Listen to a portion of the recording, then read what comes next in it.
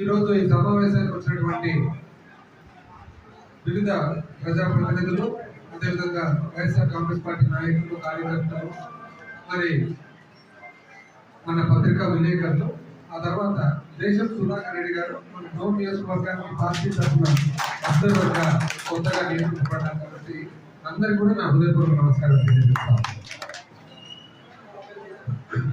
ఈ మధ్యలోనే ఒక 15 రోజుల నుంచి గమనిస్తూ ఉంటాం, ఈ మెడికల్ కాలేజ్ ప్రైవేటీకరణ గురించి ప్రభుత్వం తీసుకున్న నిర్ణయం వైఎస్ఆర్ కాంగ్రెస్ పార్టీ తరఫున మనము వ్యతిరేకిస్తూ, అంటే ప్రైవేటీకరణ వ్యతిరేకిస్తున్న విషయం కూడా మీరందరూ కూడా టీవీలలో, మీడియాలో, సోషల్ మీడియాలో చూసి ఉంటారు. ఆశ్చర్యకరమైన విషయం ఏమంటే, అసలు గొప్ప గొప్ప పోస్టుల్లో ఉన్నారు. ఏది ముఖ్యమంత్రి, health minister, home minister, medical college లేవంటారు. ఇది ఎక్కడ లేదా? Medical college Nandyal medical college కట్టలేదా? ఏలూరులో కట్టలేదా? రాజమండ్రిలో కట్టలేదా? ఇదేందో 5 మెడికల్ కాలేజీలు ఇప్పుడు రద్దు అవుతున్నాయి, లేకుంటారు. ఏం చెప్పాలి వీళ్ళతో అని. 2 తయారైనాయి. కేంద్ర ప్రభుత్వం మెడికల్ కౌన్సిల్ అనుమతి కూడా ఇస్తుంది. పురోగతి తర్వాత మన గుజరాలు కదా వాడేది తయారైందంటే వాళ్ళు ఏమన్నారంటే ఇప్పుడు మాకు వద్దు అని అన్నారు. వచ్చిన సీట్లు వద్దన్నారు. ఈ విచిత్రమైన వాళ్ళ విధానం ఎక్కడ వింటాం అసలు. ఇది అట్లా కనపడుతుంటే ఇప్పుడు మనం ఏమంటాము, పిల్లలందరూ కలిసి మీరు లేవంటున్నారు కదా, ఏమో కావు తయారైన చూపిస్తాంలే అంటే ఏం చేసి మొత్తం బ్యారికేడ్లు పెట్టి ఎవ్వరు ఇక్కడ నుంచి పోలేకుండా అందరిని ఆపేసినారు. కరెక్టేనా? నువ్వు ఇది ఏమంటుందంటే పడుకుందోనే లేపచ్చు, అనిపించదోనే లేపడికి అవుతాడు. నువ్వు ఎంతోనే కలిగి పడుకున్నట్లే ఉంటాడు అనమాట. ఎంత ఆశ్చర్యం చూడండి. మీడియా కూడా ఎట్లా సపోర్ట్ చేస్తున్నారు దీన్ని. ఇప్పుడు మన వాదన ఏమి, మెడికల్ కాలేజీలు ప్రభుత్వ రంగంలో ఉండాలి. ఎందుకు ప్రభుత్వ రంగంలో ఉండాలి? ఎందుకు ప్రభుత్వ రంగంలో ఉండాలంటే ఈరోజు లక్షల మంది జనాభా ఉంటారు.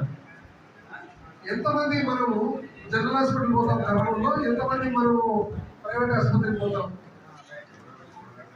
ఈరోజు డాక్టర్లు ఎవరైనా కానీ పొద్దున అంతా జనరల్ హాస్పిటల్లో పనిచేసి సాయంత్రం మాత్రం ఎందుకు ప్రైవేట్ హాస్పిటల్కి వచ్చేది?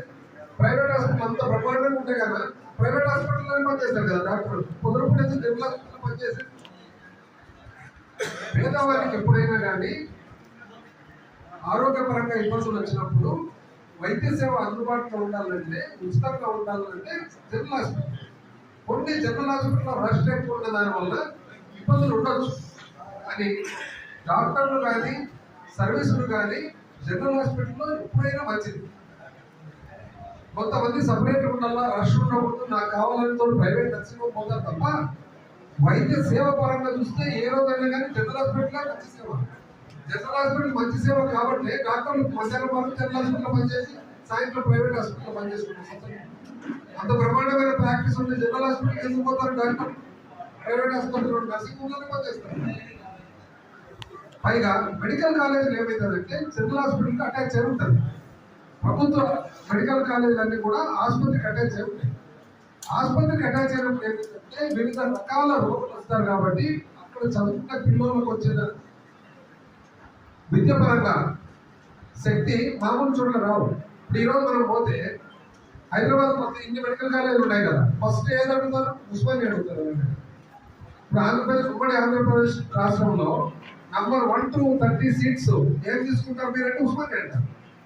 వైజాగ్లో ఏం తీసుకుంటారు? జనరల్ మెడికల్ కాలేజ్ అంటారు. ఎందుకు? కింద అటాచ్ అయింటారు కాబట్టి. కర్నూలు అడుగుతారు, ఎందుకు? కర్నూలు జనరల్ హాస్పిటల్ అటాచ్ అయింటారు కాబట్టి.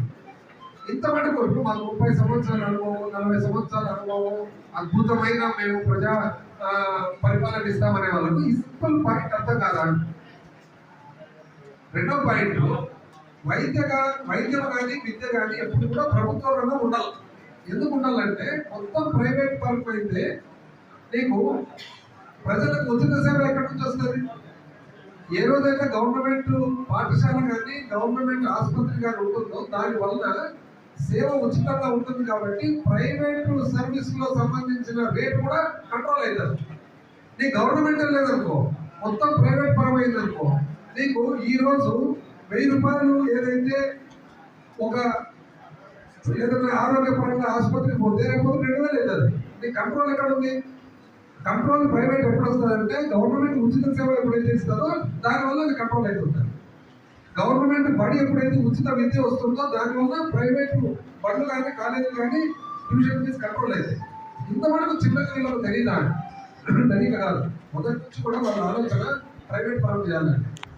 ఈ నారాయణ చైతన్య ఇటువంటి కాలేజీలు ఏవైతే దాన్ని ఎంకరేజ్ చేయాలనే ఆలోచన ఉంది కాబట్టి వాళ్ళు ఏం చేసినారు, ప్రభుత్వం సంబంధించిన ఇంటర్మీడియట్ కాలేజీలు, ప్రభుత్వానికి సంబంధించిన ఇంజనీరింగ్ కాలేజీలు తగ్గించుకుంటున్నారు.